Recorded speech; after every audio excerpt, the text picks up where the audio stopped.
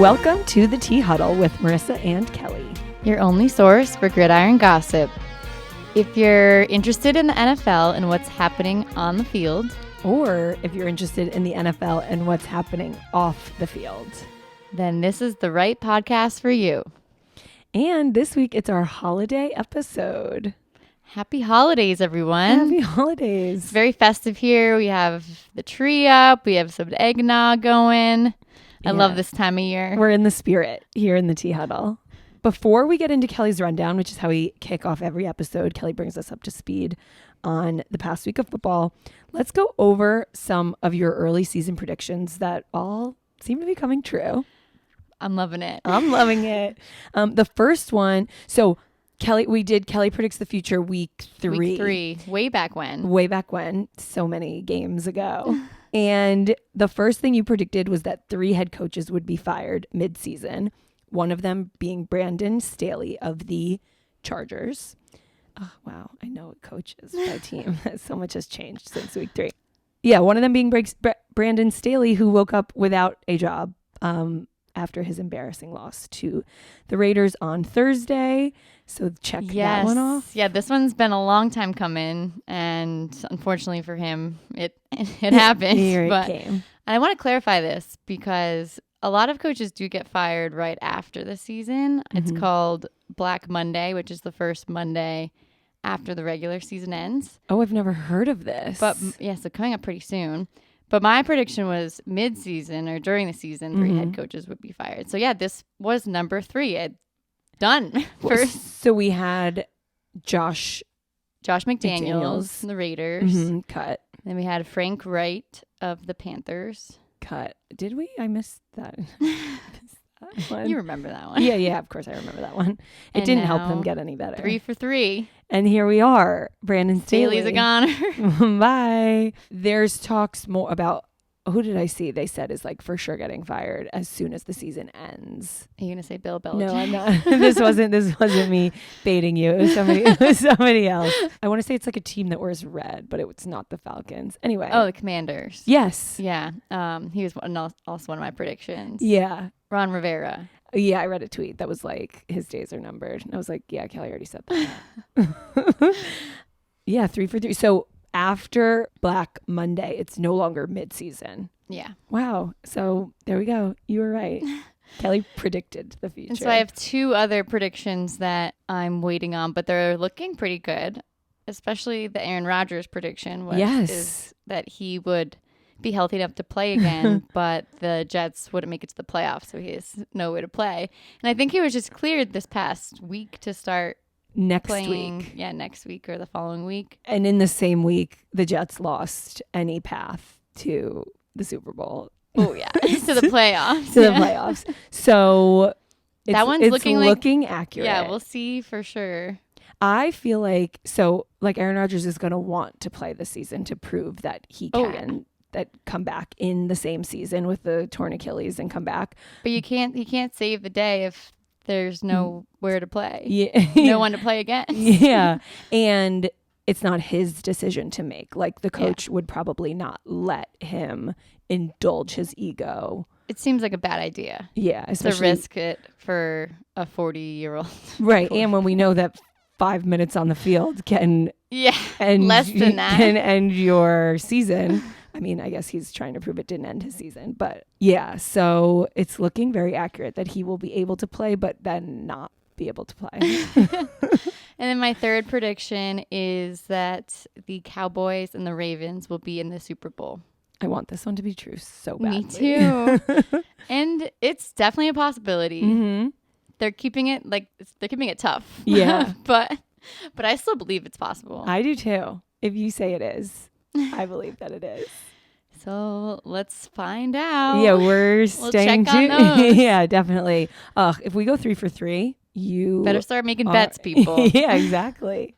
Some other week 15 highlights that I'll touch on quickly. The Bills are on a hot streak after their big win against the Cowboys Sunday night. They now have almost a 70% chance to make the playoffs. Oh. So they are crushing it. The Bengals also win 3 in a row with their backup, Jake Browning, increasing their chances, but I think it's a little less likely.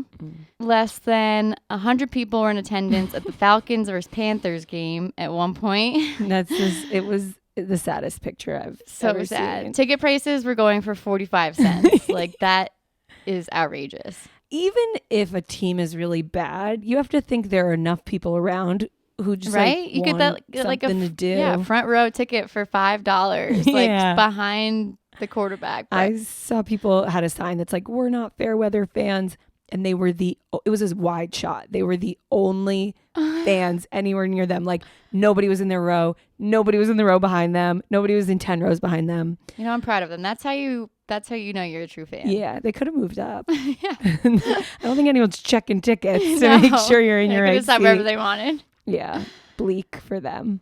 And then another Week 15 highlight, although less football related, but Taylor Swift and Travis Kelce both appear in the top 2 best-selling vinyls this past week.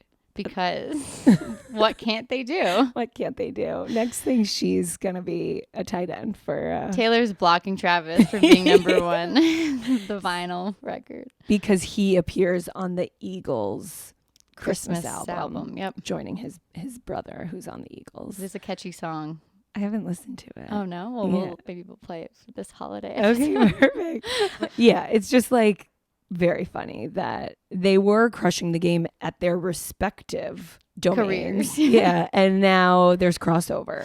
So I feel like Taylor could play for the Panthers. Yeah, maybe we'll see her out there. They'll take anybody. Yeah, Taylor, maybe she could be a kicker, but not for the Dallas Cowboys because that spot has been filled by a kicker we've been hoping to talk about for a while, Brandon Aubrey. Yes, I've been wanting to talk about him. I love this story. Because he's good at football. So, like, we want to talk about him for that. And great backstory, just like a good personal... Yeah, he doesn't follow the typical career path of any other football player out there. Definitely. He is a former Major League Soccer kicker, and he was drafted by the Cowboys this past year. In 2017, he was a first-round soccer pick, but was out of the league 2 years later, trying to figure out what to do with his career. He left his career as a soccer player and pursued a job as a software engineer in Dallas, where he lived with his wife. And then, the Cowboys picked him up this season, and it seems that he found his calling with football because he is having an incredible season. He hasn't missed a field goal this whole year, and he is the first to ever kick 2 59-yard field goals in one game. It's like a Disney movie. Yeah. Like, he was a soccer player and didn't work out, and then he was like, if I can kick a soccer ball. I know I have an asset here. I can kick a football. Yeah. Yeah, and he says his wife is the reason he decided to play football. She had the idea when she saw somebody miss a field goal. She was like, oh, honey, I think you could do this. Get out there. And sure enough, she believed in him and he did it. We love an encouraging spouse. Yeah. So I was reading all about them, and they watched somebody miss a field goal.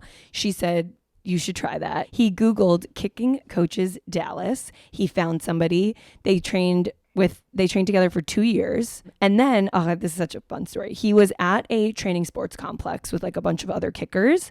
And because he lived in Dallas, Dak Prescott came to hang with the kickers. Casual. And he bet one of the other kickers $200 that he couldn't go 8 for 10 on field goals. Wow. And the guy didn't. He lost the bet.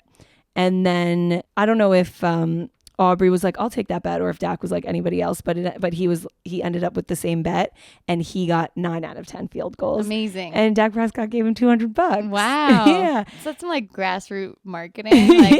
Go out and find a local kicker. Yeah. Check him out. Right. He then got drafted to the USFL, which is like a minor league football. Yeah. League. The Birmingham Stallions. He played for them for 2 seasons.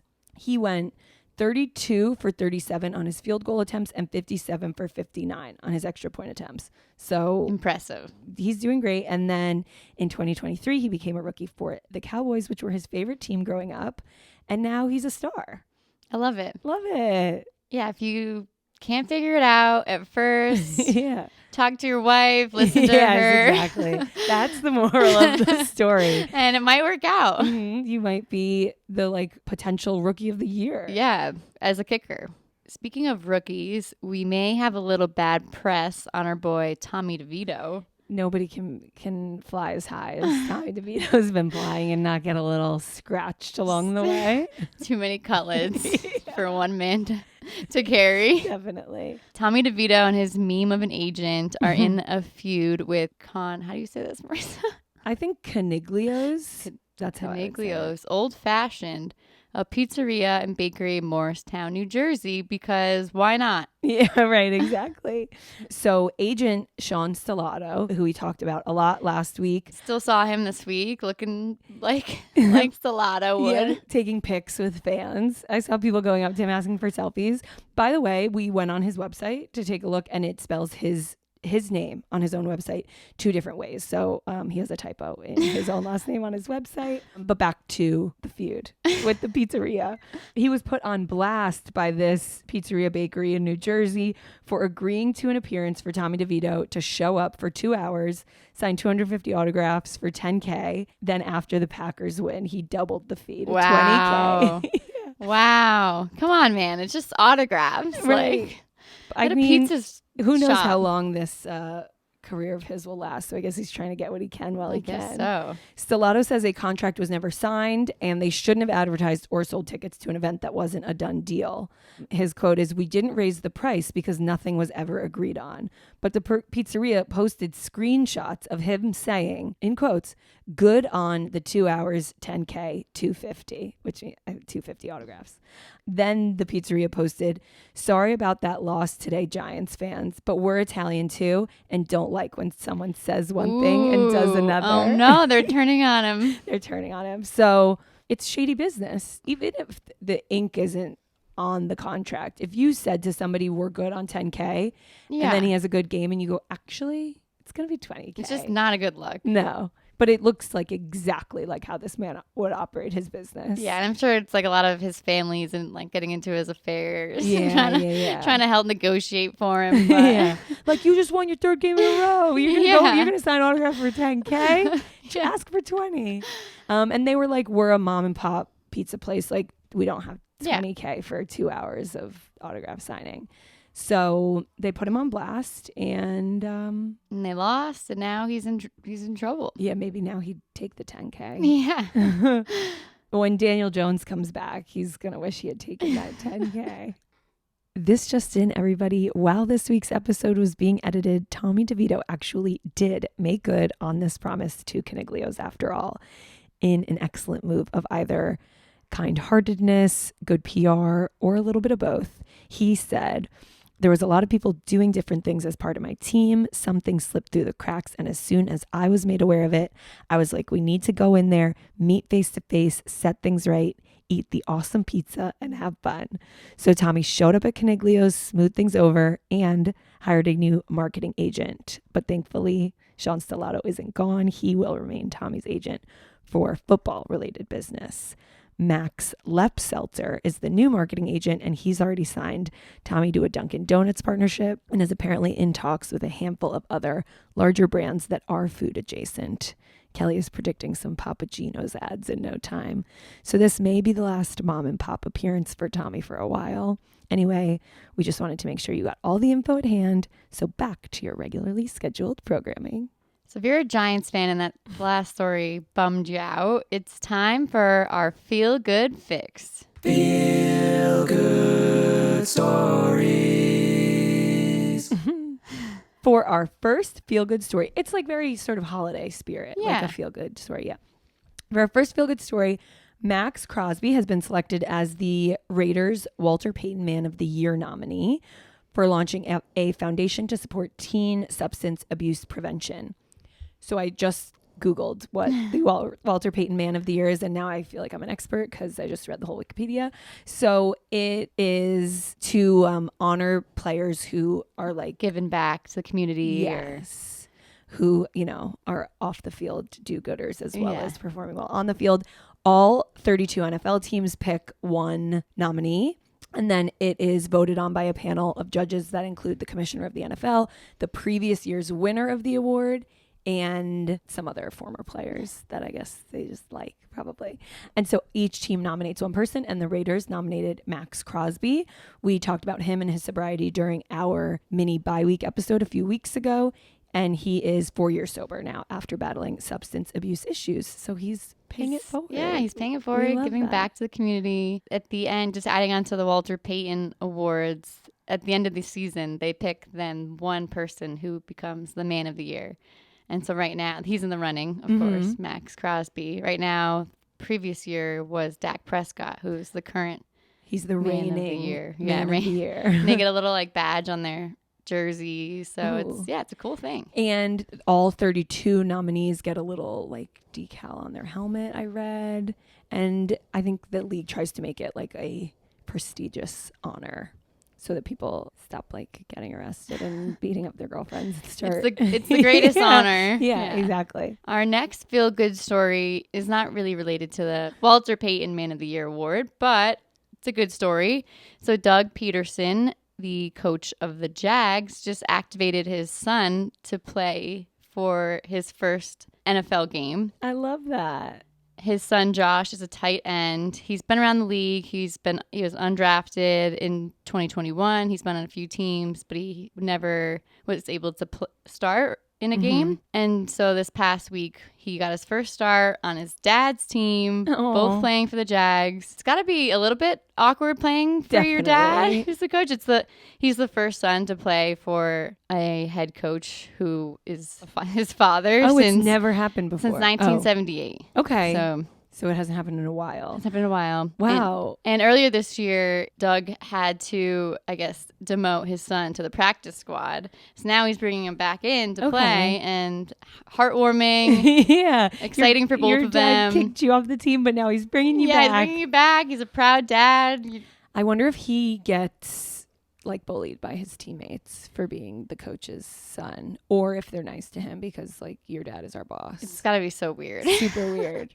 It's like you can't play favorites, which you didn't, obviously, by putting him on the practice squad. And then, I don't know, he's got to prove it still. My dad was the coach of my softball team when I was a kid, so I totally get it. Yeah, we understand. It's the same. All right, our next feel-good story. In week 13, Joe Burrow, quarterback of the Bengals, gifted his box suite tickets to his backup quarterback, Jake Browning, to use for his friends and family. Burrow purchased the suite for his family in the preseason. He's a star quarterback. He is not hurting for the money. Yeah, the he can funds afford them. Yeah, those tickets are expensive. Yeah, and so Jake Browning, his backup, who's new, is he a rookie? He's been around for, Okay, well. I'll get to that, actually. Oh. So he started, and he didn't, I guess, want to, shell out all the money for his family to watch. And Joe Burrow said, take my suite. Take my box. Yeah, I'm not playing. Yeah, I like that. Yeah, so he had his siblings up there, his girlfriend, a few of his friends. That's and really nice. Browning has been playing well, having all that support watching him. He just won, as we mentioned earlier, they won their third straight game this past weekend with a comeback win against the Vikings. So Jake Browning, he started his career with the Vikings. Okay, so not a rookie. Not a rookie. He was cut from their practice squad. The coach of the Vikings at the time said, wait in the hotel room. We think we have a spot for you in the practice squad. We'll let you know soon. So we waited all night. Didn't hear anything. No. His agent called and said he was being cut. He didn't hear it directly from the team at all. That is so sad. And so when he won this past weekend, he turned to the cameras and said, they shouldn't have cut me. I knew they shouldn't have cut me. Oh, that's an even better feel-good story than his girlfriend watching in the box. That like he was sitting by the phone, like watching Like nobody waiting. call. Yeah. And then he beat them. Oh, I love that. So that's the second part of that feel-good story. And I have a third part. Ooh. It gets better from here. So then I saw that he joined Ted Karras, who is a offensive lineman for the Bengals and has been really involved with this nonprofit, the Village of Marisi, I think is how you say it. And it's for adults with developmental disabilities. So Jake Browning joined him on the field at the end with all the residents from the Village of Marisi, took pictures, signed autographs, Awesome. schmoozed and hung and chatted. And you could just tell it was like making their night. So he's using his time as the starting quarterback to give back. Yeah, we love it. So we have 3 feel-good stories within that one. All about Jake Browning. Wow. Love it.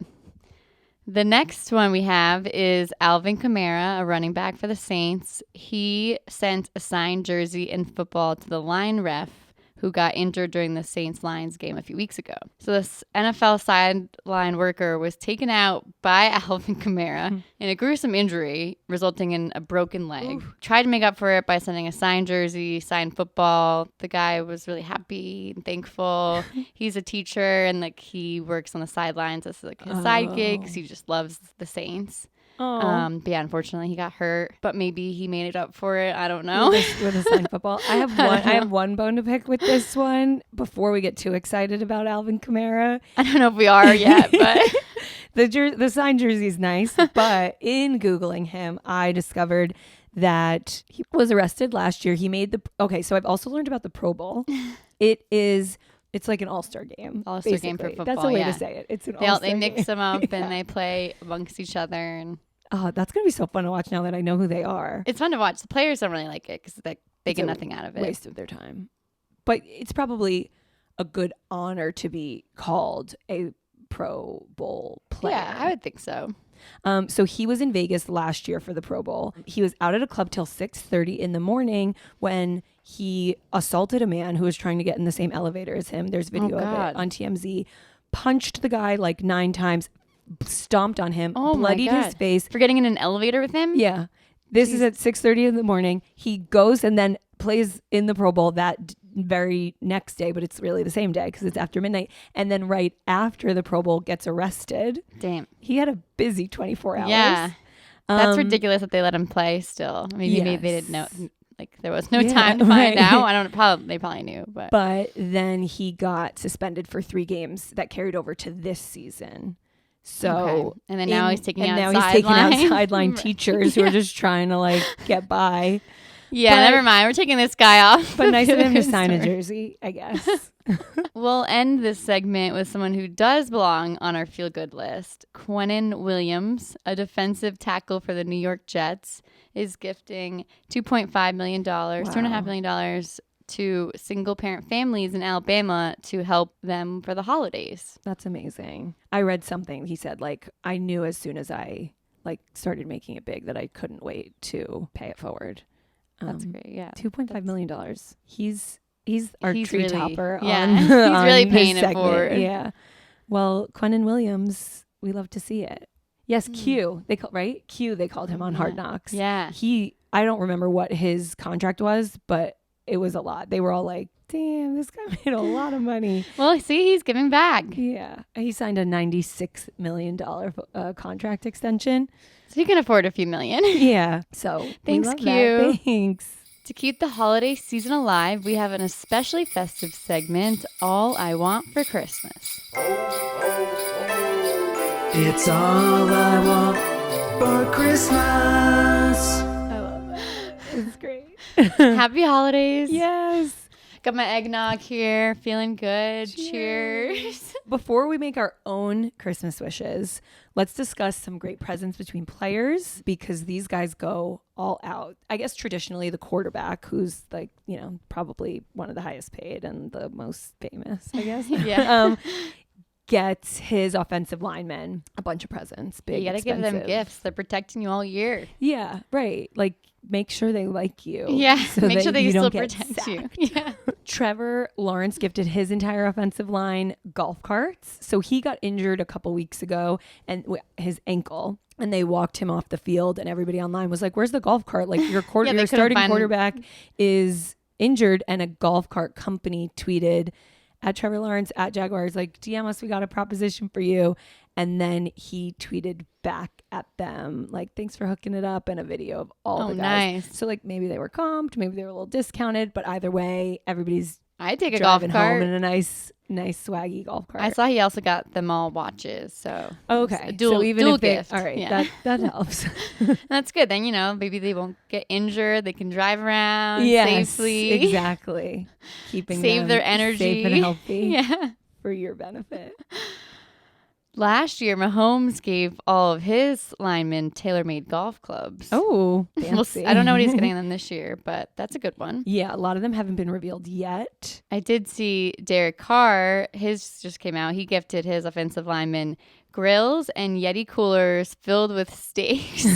He's like, we want to beef these guys up, Give 'em make sure they can protein. really Keep 'em. protect me through the end of the season. Definitely. He also got his favorite receivers, Chris Olave, Rashid Shaheed, and Michael Thomas, Rolex watches and diamond chains. So he's going all out. Yeah, Rolexes are big, I guess, in this echelon. Yeah. Expensive bags are also really common. Last year, I think Jalen Hurts gave his O-line all Louis Vuitton duffels. You see Jason Kelce sometimes walking around with his and Nice. his sweatpants and Yeah, flip-flops. that's really useful because they travel a lot. Definitely. I think Russell Wilson has also given expensive designer bags to his O-line. And last year, 3 different quarterbacks gifted custom scooters. Interesting. So that was the gift of the season, I guess. And we'll see what it is this season. I love it. But we don't need anything fancy, Mm-mm. the two of us. Yeah, no, we're simple. We just have a few wishes Yeah. this Christmas. Mm-hmm. One of mine is there's a lot going on, a lot in the news right now about Bill Belichick. People are saying that he's going to part ways at the end of the season. That's what I've heard. And my Christmas wish is that that's not going to happen because we've talked a lot about these coaches getting fired earlier this episode, but I'm not ready to let them go yet. No, your Christmas wish. Santa, if you're listening, Yeah. extend Bill Belichick's contract. Yeah, let's give it another chance here. One thing I want for Christmas is homemade chicken cutlets by Tommy DeVito's mom, Mrs. DeVito. I want this to happen for This you. one, I think, is not out of the realm of possibility. They're handing them out at the tailgates. Like, if I show up not at Caniglio's, that I won't find them there, but I'm sure, he's making these appearances. I hear he's getting $20K a piece now. Yeah. If I show up to one of them, I might get a cutlet. Just head to New Jersey. Yeah, walk around. Yeah, you'll find him and his family somewhere. Yeah. Another one of my Christmas wishes is for the Patriots to draft a franchise quarterback for the next coming years because it's just been too much stress having Mac and then Zappy. I just want somebody we can rely on, be like we used to have. Yeah, the good old days. Our Tom Brady. Yeah. Also, as part of that, I want Mac Jones and Zach Wilson to find happiness. Yeah, I don't They've had think rough years. it is. I don't think they're going to find it as starting quarterbacks for the teams that they're currently on. But Maybe they'll find it somewhere. maybe they'll find it somewhere else. I wish that for them as well. I also want for Christmas stronger consequences for domestic assault in the NFL. Yeah. Just that. We all one. want that. Yeah. And also for Jason Kelce to retire. I watched the Kelce documentary on, I think, Amazon Prime. He was struggling so much. Should he stay? Should he go? Just go. Yeah. You're good. Just go. Your body's aching. You got the Louis Vuitton bag. You made it to the Super Bowl. Cute little girls at home. Yeah. They miss their dad. It's time to hang up the cleats, Jason. I want that for you and for your family. For I Christmas. think my last Christmas wish, all I want for Christmas, is for my fantasy team to make the playoffs next year because I just got eliminated and I'm competitive. I would have that wish, but I can't because it already happened. I'm in the freaking playoffs. I mean, I was second place in our league for a while. I dropped down to I fourth, know. but fourth gets you to the playoffs. Let's go. And this is a lesson we all can learn because you traded away all the players on the Yes. team who had violent past. I sure violence. did. Some of them had better records than the people I traded them for. Exactly. And look, it worked out. So far. We'll see. I'm going to take some notes for next year. Yeah, everybody at home, you can win without having abusers on your team. It can happen. So Santa, if you are listening, that's our list and see what you can do. Yes, please. It's all we want for Christmas. We don't want any gold chains. No, I don't need, I have nowhere to drive a golf cart. Yeah. So Just a few asks. Yeah. But speaking of abusers, one that was on my fantasy team that did not make it to the playoffs, we're going to speak about one of our enemies in today's Final Goss. Final Goss. Yes, just for anybody who missed that, we are keeping a list of enemies. People who, when you do something bad, you make the list. Yes. And Tyreek Hill is on the list, not for what's coming up, although it's not great, but we'll get into a little bit. He has had a dark past. Yes. So he got married just a couple weeks ago to his longtime fiance, Kita Vaccaro. They've been engaged since 2021, which is a little bit confusing because it just came out that in 2022, he got 2 different women pregnant. They gave birth in 2023. DNA tests concluded that he is the father of both of them. So he is currently paying them $2,500 a month in child support. But considering that he makes $30 million a year, they are both suing him for increased child support. Neither of these are new, but a Daily Mail article just came out this week exposing and bringing to light that like the timing of it. Yeah, has his now wife commented on this at all? No, but she did just post a picture yesterday at the time of this recording. So earlier this week, wearing his jersey. And the day that the Daily Mail article came out, they both on their Instagram pages posted the same picture of them kissing, which is like a statement in itself. Like, we're in this together. I mean, maybe they either have an open relationship or on a break, on and off relationship and weren't together at the time. It's not a great look for your brand new husband of 1 month to be in the middle of 2 separate lawsuits for paternity lawsuits. Yeah, it can't be how you hoped your first month of marriage would be. He has 3 children from his former fiancée, Crystal Espinal. We've talked about her before when we did our whole deep dive on Tyreek earlier this season. This is when he made our enemy list to begin with. Exactly, because he assaulted her violently, and then they got back together. They had 3 children together, a son and then twins, a boy and a girl. And the oldest son, him and the fiance both accused the oldest son broke his arm, and both parents said that the other one was the one who broke the arm. He was suspended from the Chiefs in 2019 over that alleged child abuse, but was reinstated after he pleaded his innocence, and a district attorney determined that there was insufficient evidence to prove that he had broken the son's arm. The district attorney said, I do believe that child abuse took place and that one of them did it, but there is not sufficient evidence to charge either of them with it.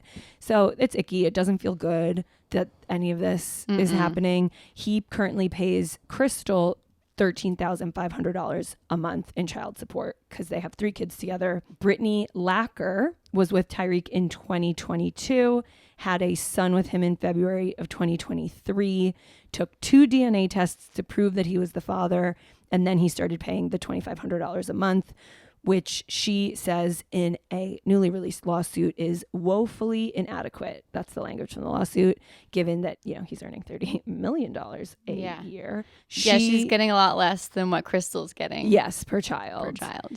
She says in the lawsuit that she is unemployed because she is raising this child by herself. She has no income. She is in debt. She is on Medicaid, and she has no means of support. And the $2,500 a month is not cutting it. Hill tried to have this lawsuit dropped because it's filed in Florida, and she was living in Kansas City, which must be where they met because he used to play for the Chiefs. But she has now moved to Florida to, she says, be closer to the father. He says it's for, quote, strategic reasons. Like, but legally. And either way, the judge said, well, she's a Florida resident, so the lawsuit stands. The other woman, Kimberly Baker, had a daughter of Tyreek Hill's, as DNA tests proved. Also earlier this year, he's paying the same amount, $2,500.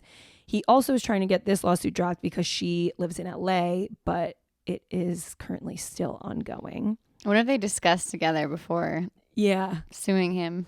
I don't know. Team up. Yeah, that is a good point because Kimberly Baker has not been vocal online, but Brittany Lacker has been quite vocal online. She's posting photos of the baby wearing a Tyreek Hill Dolphins onesie. It doesn't feel right. Yeah, it's a little... Poor kid. Yeah, really sad for the kids. The most confusing part, so somebody asked her on TikTok, like, does he acknowledge you, or do you, I forget what the question was, but it was like, do you have any contact with him? Any relationship. And she posted in response to that a picture of them on the red carpet of an event in 2022. Oh, it was like, does he acknowledge this is his kid? Of Tyreek Hill and her posing together with his hand on her pregnant belly. So at the time, they were, at least for that night, together. He was, as far as we know, engaged at the time to his now wife, Akita. So there's some overlap. Yeah. It doesn't seem like a great situation for anyone to be in. But he doesn't have children with his now wife. No, he does not. Well, so one piece of, legal documentation says he has 5 kids total now, the 3 from his ex-fiance and these 2 new ones. But then something else, some other document once said that he had previously 4 children before these 2 new ones were born, a son named Tyreek Jr. But now this one doesn't say that. So there could be another 1 or 2 out there somewhere. So it sounds like the exact amount of children is unknown. But yeah, he sucks. And he should be paying more for all of those babies when he's got the money, is making a bunch of money. Yeah, I guess we'll find out if they win those lawsuits. Yeah, but we hope for the best for these kids. Yes. To wrap up the, not quite so festive story of our final gloss. You know what? Final gloss isn't always sunshine and roses. Sometimes this. Yeah, this is the truth. Yeah. Mm-hmm. That wraps up our holiday special. Merry Christmas, Marissa. Merry Christmas, everyone. Happy holidays. Happy Hanukkah, happy Kwanzaa. I hope all of your holiday wishes come true. I hope mine come true. I hope yours come true too. Everyone have a happy and safe holiday season, and make sure to tune in for more gossip that is right on the pulse. But until then, stay juicy.